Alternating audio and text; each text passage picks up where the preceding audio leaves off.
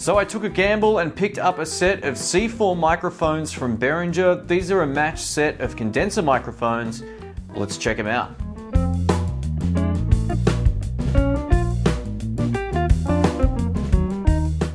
Welcome to Music Gear on a Budget number 3. This particular series is where I take one for the team and we hope for the best by trying out new stuff that we get for an absolute deal. Everything that I get for this particular series I pay for out of my own money.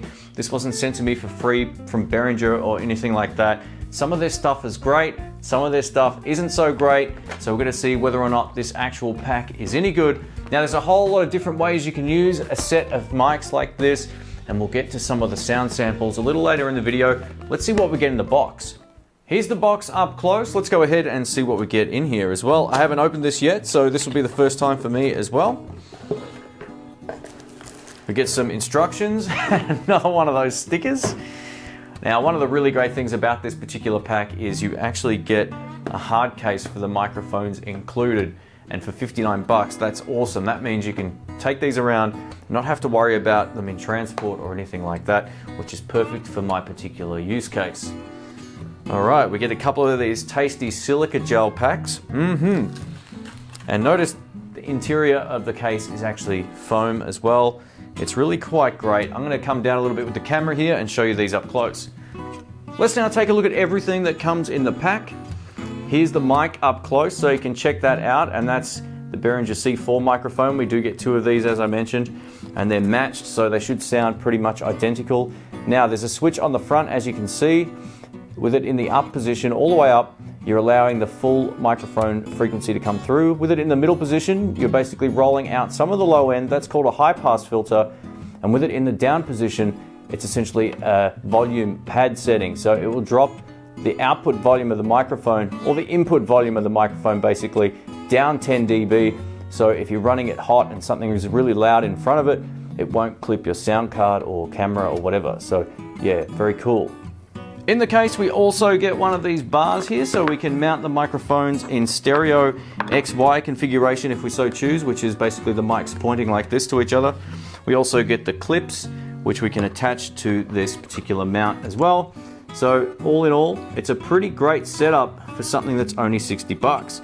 We also get a couple of wind shields as well. So you can put these on the microphones if you're using them outdoors, and it should stop them from basically popping or getting any wind noise. So that's the theory. Check it out, I've now put the clips on the actual mount, and we're gonna mount this to an actual mic stand and see how it sounds with some acoustic guitar. I'm gonna grab my nylon string for this test.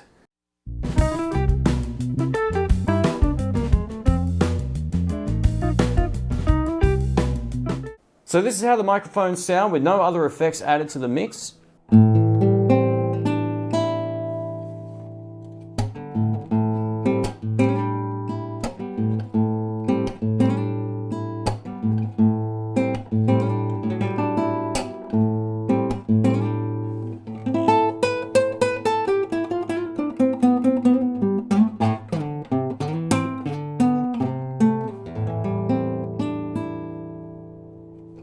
And now I'll go ahead and add some reverb and possibly some EQ. I'll put something on screen to let you know what I've done.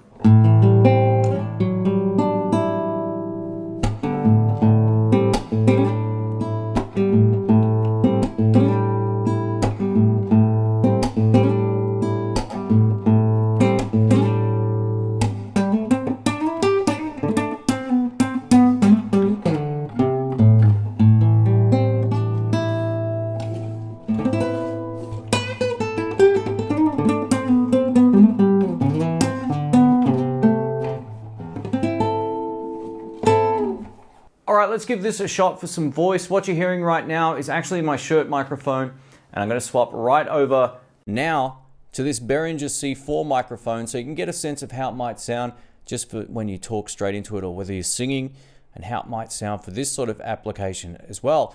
Odds are it's going to sound a little more boxy than, say, a large diaphragm condenser microphone, but that's probably expected. I'll take off the pop filter as well, or the windshield, and we'll see how it sounds now. It probably brings back a little bit of extra top end.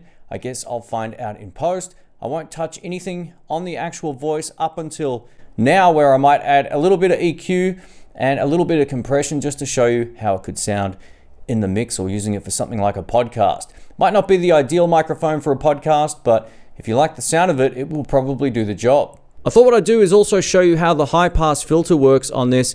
Now this is a little bit confusing if you've never done recording, but a high pass filter will actually reduce the low end. It's kind of like the opposite of what it does. So it makes sense when you see the graph, let's just put it that way. So this is the microphone up close to my mouth. It's going to have the proximity effect, which enhances the low end. I'm going to go ahead now and switch it to high pass filter mode. And what you're hearing right now should have a reduced bass response. I guess we'll find that out. If you can hear a difference, let me know in the comments, and I'll switch it back right now to regular mode. I don't know if we're going to hear any thumps or clicks or whatever when I did switch that over, but it's another one of those things I'll find out in editing. So let me know what you think of how it sounds. Let's just do a quick comparison now with this Moore Hornet practice amplifier. I have the Behringer C4 mic'd up on the edge of the cone, as well as a Rode M3 microphone. Now, for those who don't know, the Rode M3 is arguably my favorite microphone of all time for electric guitar amps. It sounds fantastic. So if it sounds comparable to the Rode, we're in business. So let's give this a shot. We'll start with the Rode because it's probably going to sound pretty good.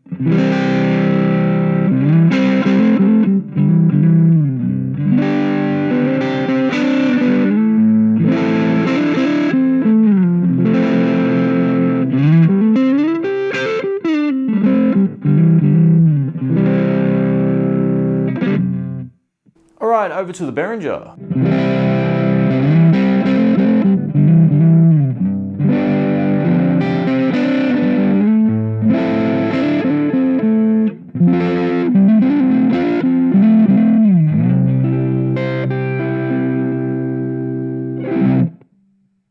Now the cool thing is you could easily just use the second Behringer C4 as a bit more of a room mic and put that a little bit further back on its own stand and you'd be laughing. So there's plenty of different ways you can use this. I'll just go to both pickups and we'll switch between the mics a little quicker. So we'll start with the Rode.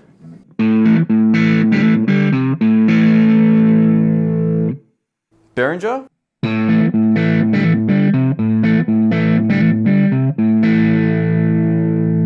Back to the Rode.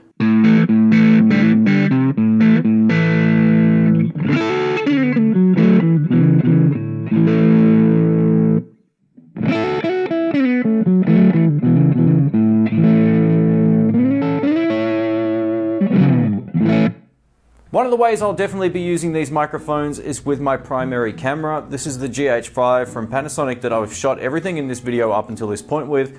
I'm now using the FZ2500 from Panasonic. And this is a really great camera, and it came with this attachment. I got this for free. It's got two XLR inputs. So my theory is I should just be able to, well, I'm getting one other part in the mail pretty soon, which will allow me to attach this to the actual top of this mount, and then I'll be able to get stereo mics straight into the camera without having to do anything else. This will be really great for recording my own band or someone else's, where I've got a camera in the room and I just want to get a really high quality stereo sound instead of just using the onboard sound. Now I could just use a Zoom recorder and run that right in. That would probably be easier, but these diaphragms are slightly larger and odds are they're going to sound a little bit better. So coming up on the channel, I'll show you how these particular microphones sound in a live gig or a jam setting or something like that. Thanks for watching, guys. My name's Shane. If you have any comments or questions, please leave them below. If you want to find out more about these, all links through to Amazon.com will be in the description below as well. Like I said, I went out and purchased this. This wasn't a pack that I was sent for free or anything like that. And like I also mentioned in the video, you can use them for just about anything. Use them for electric guitar amps, you can use them for room mics, you can use them for recording your band or just about anything. They're really, really handy if you're an acoustic player. You could definitely track acoustic guitars with these. It should sound pretty good. Let me know your thoughts on what you heard in the video. And also, if you're listening through a smartphone speaker, definitely try this on a computer or try it with some decent headphones and see what you think of the sound. Overall, after having a quick listen back, I'm gonna give these the thumbs up. I think they sound really good. For 60 bucks or just under, I think they do a really good job, especially in a stereo room mic situation. For the videos I'll be shooting on the Sky Music channel, where we have a room microphone, I'm gonna try these next time instead of my Rhodes, and we'll see how we go. Nice and portable, nice and small. I like the fact it comes in the hard case as well, and they're a matched set, so irrespective of which one you use, they should sound pretty much identical. Thanks again for watching, and if you haven't seen my other videos in this series, I'll pop them up in the cards and you can check them out. Catch you soon. See ya.